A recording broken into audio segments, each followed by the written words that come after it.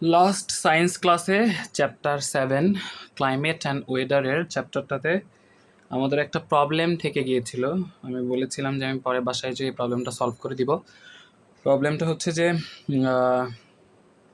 ব্যাপার ছিল যে ওয়াটার ভ্যাপার যদি তোমার ইয়েতে ইনক্রিজ করে, এয়ার অ্যাটমসফিয়ারে যদি আমার ওয়াটার ভ্যাপার বেড়ে যায়, সেক্ষেত্রে আমার এয়ার প্রেশারটা বাড়ে নাকি কমে, এটাই ছিল আমাদের প্রশ্ন, তাই তো?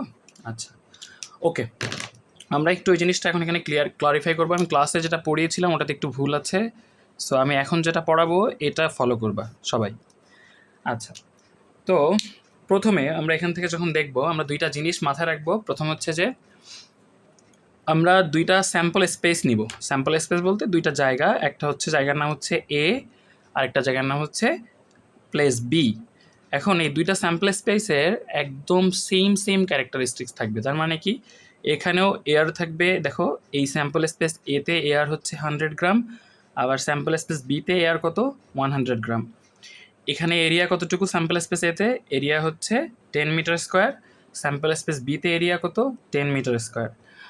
আচ্ছা, বাট একটা সমস্যা হবে যেটা, বা ডিফারেন্স থাকবে যেটা, সেটা হচ্ছে যে এই স্যাম্পল স্পেস এ এটা হচ্ছে হোয়াট ওয়েদারের ক্ষেত্রে, মানে এই ক্ষেত্রে তোমার সানলাইটটা অনেক বেশি।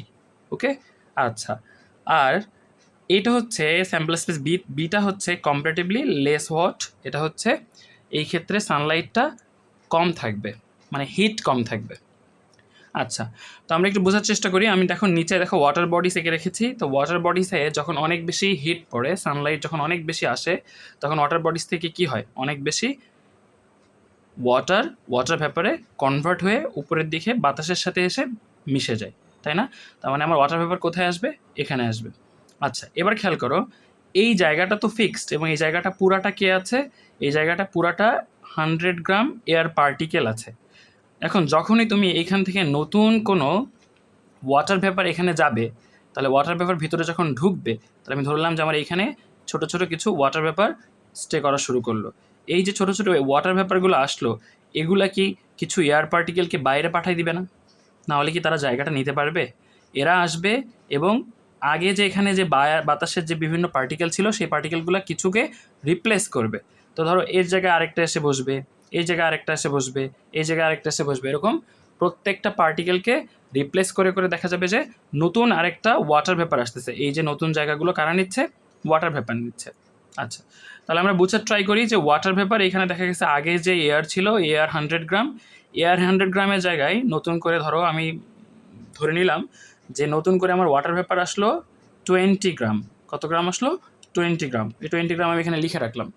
এই 20 গ্রাম যে ওয়াটার ভেপার আসছে, এই 20 গ্রাম তো এয়ার পার্টিকেলকে কিছু রিপ্লেস করেছে। তাহলে যেই এয়ার পার্টিকেলগুলোকে বাইরে রিপ্লেস করলো, সেটার আমি ওয়েট ধরলাম 30 গ্রাম। এখন আমাকে জিজ্ঞেস করতে পারো, স্যার ওয়াটার ভেপার তো আসলো 20 গ্রাম, তাহলে এয়ার পার্টিকেল কেন 30 গ্রাম আমরা বের করে দিলাম? এটার কারণ হচ্ছে যে তুমি ভাবো যে এয়ার পার্টিকেল মানে একটা এয়ারের মধ্যে যে পার্টিকেলগুলো থাকে, সেই এয়ার পার্টিকেলের ওয়েট বেশি হবে নাকি ওয়াটার ভেপারের ওয়েট বেশি হবে? মনে রাখবা, ওয়াটার ভেপারের ওয়েট সবসময় কম। এর কারণ হচ্ছে ওয়াটার ভেপার অলরেডি ওয়াটার থেকে হিটেড হয়ে হিটের মাধ্যমে ওয়াটার ভেপারে কনভার্ট হয়। আমি কি বলেছিলাম ক্লাসে, কোনো কিছু হিট করলে সেটার ওয়েট সবসময় কমে যায়। তাহলে মনে রাখবা, যে এয়ার পার্টিকেলগুলো ওখানে আগে থেকে ছিল, সেগুলোর ওয়েট অবশ্যই ওয়াটার ভেপারের সিমিলার ওয়াটার ভেপারের থেকে বেশি হবে। তাহলে দেখো, যেগুলো আসতেছে সেগুলো একটা করে পার্টিকেল রিমুভ করতেছে ঠিকই, কিন্তু ঢুকতেছে হয়তো 20 গ্রাম ওয়াটার ভেপার, কিন্তু রিপ্লেস হয়ে যাচ্ছে কত, 30 গ্রাম ওয়াটার ভেপার। সেই ক্ষেত্রে দেখো তো, এই জায়গাটার এখন বর্তমান এয়ারের ওয়েট কত হয়, 100 থেকে আমরা প্রথমে বিয়োগ করে দিব কতটুকু, 30 বিয়োগ করে দিব, কারণ 30 চলে গেছে। তারপর নতুন ঢুকছে কত, 20 গ্রাম, তাহলে 20 যোগ করব। তাহলে এখন এইখানে এয়ার কতটুকু ওয়েট আছে এয়ারের, সে ওয়েটের এয়ারের ওয়েটটা হচ্ছে 90 গ্রাম। খেয়াল করো, তাই না? আচ্ছা, এবার খেয়াল করো, তাহলে এই জায়গা থেকে এখন আমি যদি, আমার ওয়াটার ভেপার কি বেড়ে গেছে না?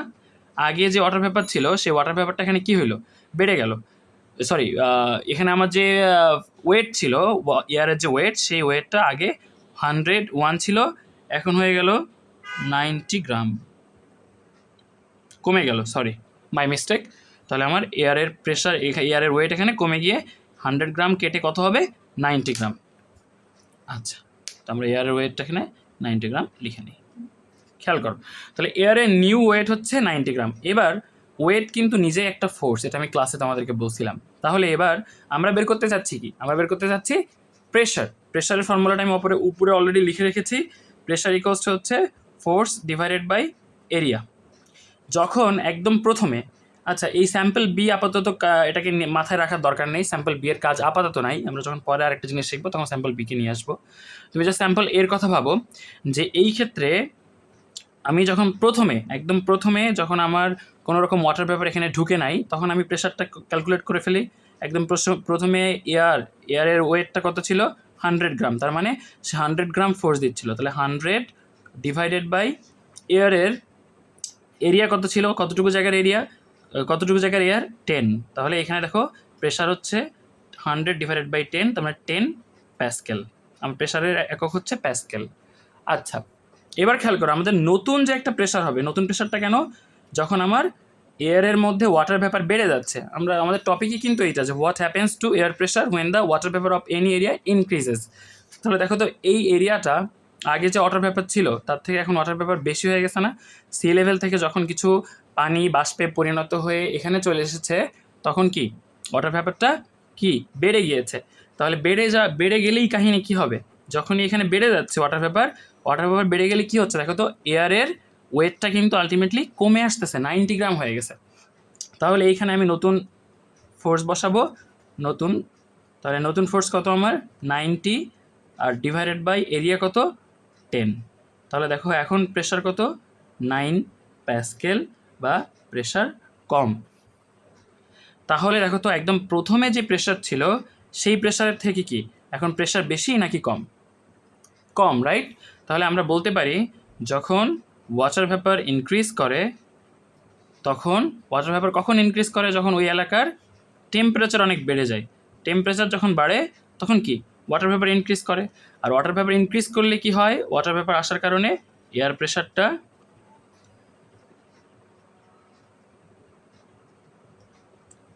প্রেশারটা কমে যায়। আমি কি সবাইকে বুঝাতে পারছি? তাহলে ওয়াটার ভেপার বেড়ে গেলে এয়ার প্রেশার কমে যাচ্ছে। ওকে, আচ্ছা, এটা আমাদের একটা জিনিস গেল।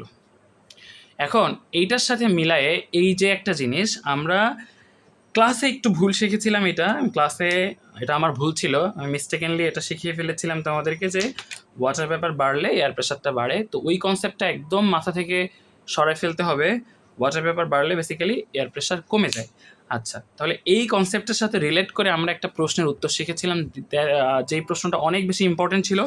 আমরা এখন একটু ওই প্রশ্নটা দেখব। প্রশ্নটা আই গেস সবার মনে আছে। প্রশ্নটা ছিল যে, পাহাড়ের ওপর যখন আমরা কোনো কিছু রান্না করি, তখন পাহাড়ের ওপর রান্না করার ক্ষেত্রে কেন এত বেশি তোমার হচ্ছে রান্না করা কঠিন হয় কেন, বা রান্না করতে দেরি কেন হয়?